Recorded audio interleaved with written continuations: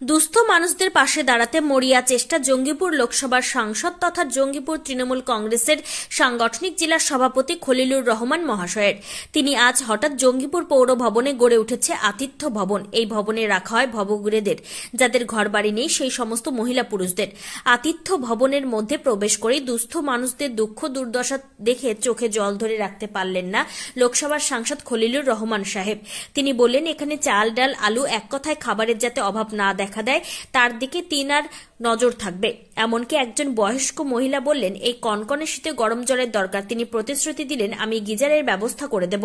তিনি এইসব দুস্থ পুরুষ মহিলাদের সম্পূর্ণ ফ্রিতে চিকিৎসা করাবেন। এমনকি রক্ত পরীক্ষা থেকে শুরু করে MRI পর্যন্ত সমস্ত কিছুই তিনি ফ্রিতে ব্যবস্থা করে দেবেন।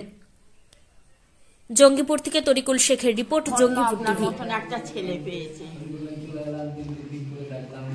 ওনাকে আশীর্বাদ করলেন আপনি? হ্যাঁ, আমি আশীর্বাদ করছি। মানুষ জন্মালে মরতে হয় একদিন। হ্যাঁ, ওইসব মানুষ যতদিন বেঁচে থাকে ততদিনই আমরা ধন্য।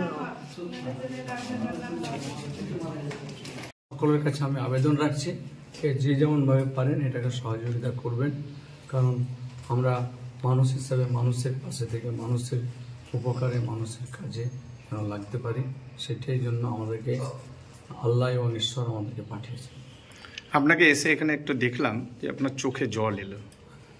হ্যাঁ, এইসব দুস্থ মানুষদের পরিবার, এই যে আমার মায়ের মতো, তিনি দাঁড়াতে পারছেন না, হাঁটতে চাইছেন, দাঁড়াতে পারছেন।